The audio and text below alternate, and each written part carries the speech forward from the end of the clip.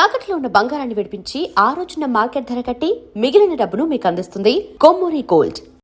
పెళ్లి చూపుల మూవీ మీ లైఫ్కి ప్లస్ అయిందా మైనస్ అయిందా? ఎందుకు ఇలా అడుగుతున్నానంటే పెళ్లి చూపుల వల్ల నటుడిగా చాలా బిజీ అయిపోయారు.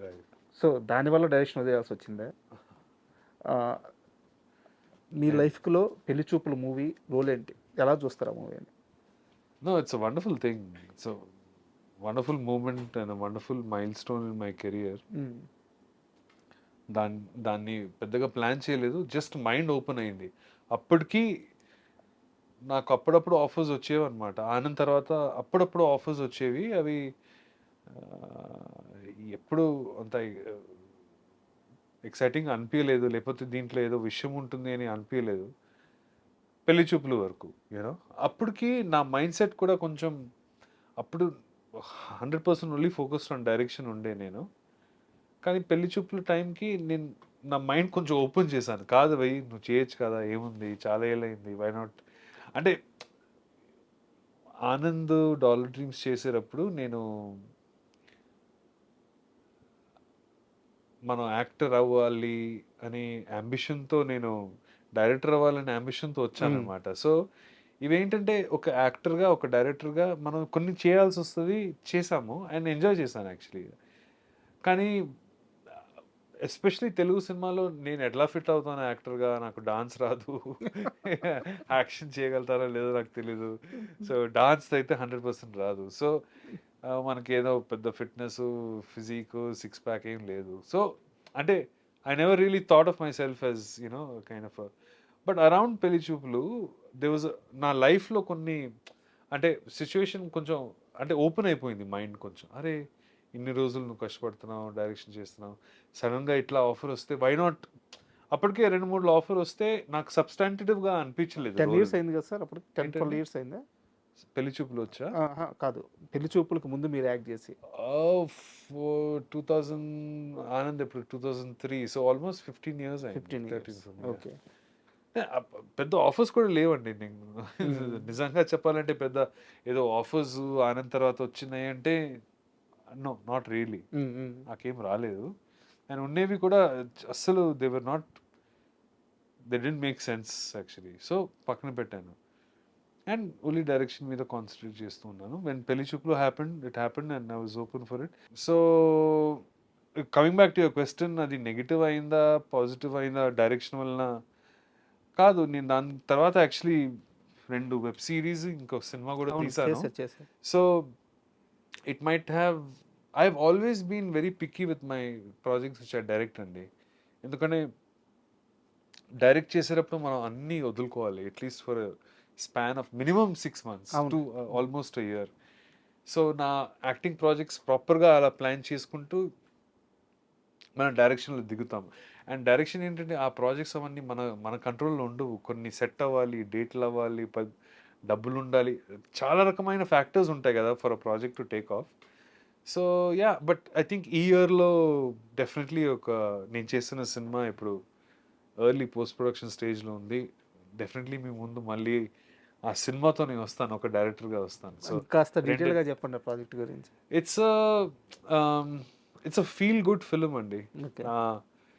అగైన్ నా లైఫ్లో ఏంటంటే మనకి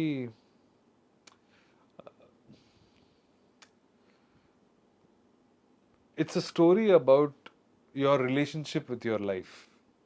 Wow. That is the film. అది ఒక ఫీల్ గుడ్ డ్రామడీ అంటారు కదా, కొంచెం డ్రామా కొంచెం కామెడీ, అలాంటి ఒక సినిమా డ్రామడీ అంటున్నాను నేను. సో యా, అది ఇప్పుడు ఎర్లీ పోస్ట్ ప్రొడక్షన్ స్టేజ్లో ఉంది. చాలామంది కొత్త వాళ్ళతో చేశాను and I'm excited to come back again as a director with that film. So let's see, అది ఒక ఫ్యూ మంత్స్ ఉంది దానికి. అంటే మీరు యాక్చువల్గా మీరు చెప్పిన పాయింట్ మాకు అంటే మాకు వేదాల్లో చెప్పేది, దీన్ని అద్వైతం అంటారు. Right right. మీరు చెప్తున్న మీ నెక్స్ట్ మూవీ పాయింట్, అది ఎంత గొప్ప పాయింట్ అంటే ఆ సోల్ పాయింట్ కానీ పట్టుకోగలిగితే లైఫ్లో అన్నీ మంచికే, అన్నీ మనయే, మంచి మందే, చెడు మందే, కష్టం మందే, నష్టం మందే. మన సిరివెన్నెల గారి Yeah. పాట ఉంటుంది, ఎదురయ్యే ప్రతి మనిషి నువ్వే, రైట్ వాడిని నువ్వు సరిగ్గా చూస్తే రైట్ వాడివి నువ్వే, యా నీ ఎదురుగుండేవాడివి నువ్వే. Yeah. అదే అద్వైతం. మీరు చెప్తున్న పాయింట్ అంత బలం నాకు ఎందుకో అనిపిస్తుంది, Oh. అంత సెన్సిబుల్ పాయింట్తో, అంత బలమైన పాయింట్తో. యా ఇట్ హ్యాస్ ఇట్స్ దాని స్టోరీ కోర్ చాలా చాలా స్ట్రాంగ్ ఉంటుంది మీరు చెప్పేలాగానే. ఇంకా డీటెయిల్స్ నేను చెప్తాను కానీ ఇట్స్ టూ ఎర్లీ. ఓకే, ఒక చిన్న ప్రశ్న ఉంది. పెళ్లి చూపులు మూవీకి షూట్కి వెళ్ళారు, ఆ రోజు షూట్ నడుస్తుంది. నా చావు నేను చేస్తా నీకెందుకు, ఈ డైలాగు ప్రియదర్శి గారు చెప్పారు. నిజంగా ఆ డైలాగు ఓకే అయిన ఆ క్షణంలో థియేటర్లో అంత పేలద్దని, అంత రీసౌండ్ వస్తుందని మీరు కానీ, ప్రియదర్శి కానీ, తరుణ్ భాస్కర్ కానీ మీరు నమ్మారా ముందు? నమ్మడం కన్నా ఐ డోంట్ థింక్ ఇప్పుడు మనం ఎలా ఇప్పుడు కూర్చుని మాట్లాడుతున్నామో, ఇప్పుడు కూర్చొని రేపు మన వీడియో మిలియన్స్ ఆఫ్ వ్యూస్ ఉంటాయని మనం మాట్లాడడం కదా. అంటే ఎందుకు అది మన దృష్టిలో ఉండదు. ఆ మూమెంట్కి ఈ సమయానికి ఇదే కదా కాన్వర్సేషన్, రేపు ఏమవుతుందో అని. సో ఆబ్వియస్లీ రేపు సినిమా థియేటర్లో ఎలా పేలుతుందని మాత్రం డిస్కషన్ లేకుండే, కానీ దర్శి నాకు తరుణ్కి మాత్రం అరే భలే ఉంది, బాగుంది అని అనిపించింది. ఇది నవ్వాము. మేబీ నాకు గుర్తులేదు, మేబీ అప్పుడు మైండ్లో ఒక క్షణం మేబీ అట్లా 24 ఫ్రేమ్స్లో అలా పాస్ అయిందేమో, రేపు థియేటర్లో ఎలా ఉంటుందో అనుకున్నానేమో, కానీ గుర్తులేదు.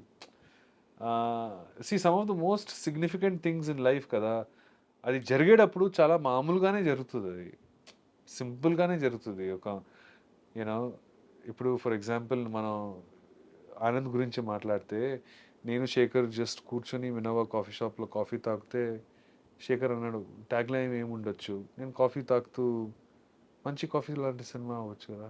ఓకే, అంతే, కాఫీ తాగుతూ అంత పెద్ద ట్యాగ్ లైన్, దానికి ఒక స్టాంప్ వచ్చింది కదా సినిమాకి.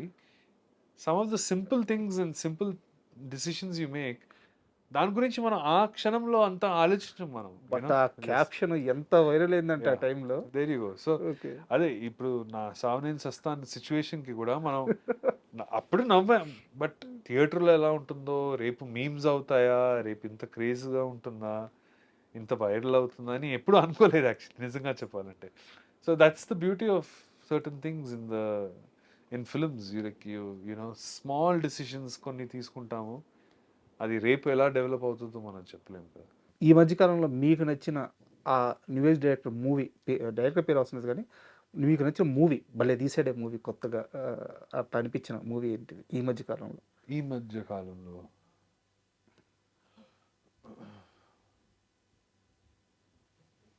అంటే ఇండిపెండెంట్ ఫిల్మ్స్ అంటున్నారా?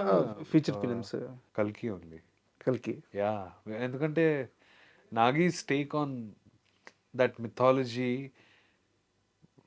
కంప్లీట్లీ న్యూ వరల్డ్ క్రియేట్ చేశాడు. అండ్ ఐ జస్ట్ ఒక modern day fairy tale, futuristic fairy టేల్లా అనిపించింది అది. I thought that film was very fascinating at every level. నేను నాకు కూడా చెప్పాను, ఆల్మోస్ట్ ఒక ఫెయిరీ టేల్ చూస్తున్నట్టుంది నాకు ఇది. చాలా చాలా చాలా అంటే there are so many aspects to that film making, ఆ world building, performances, Prabhas garu అవ్వచ్చు, అమితాబ్ బచ్చన్ గారు అవ్వచ్చు, ఎన్ని రోజుల తర్వాత ఆయన్ని ఒక ఆ రూపంలో చూడడం, వాళ్ళిద్దరి మధ్యలో ఉన్న కాన్ఫ్లిక్ట్ సీక్వెన్సెస్, విఎఫ్ఎక్స్లో creature effects, I mean it was beyond anything that Indian cinema had seen అండి, అంటే నా దృష్టిలో. So that's film I really enjoyed. Super sir. ఎందుకంటే లాస్ట్ క్వశ్చన్ ఇది నేను పెట్టుకుంది. సో ఒక మేకర్గా అంటే మీ అబ్జర్వేషన్ ఎలా ఉందో కూడా తెలుసుకోవాలన్న ఉద్దేశంతో అడిగాను.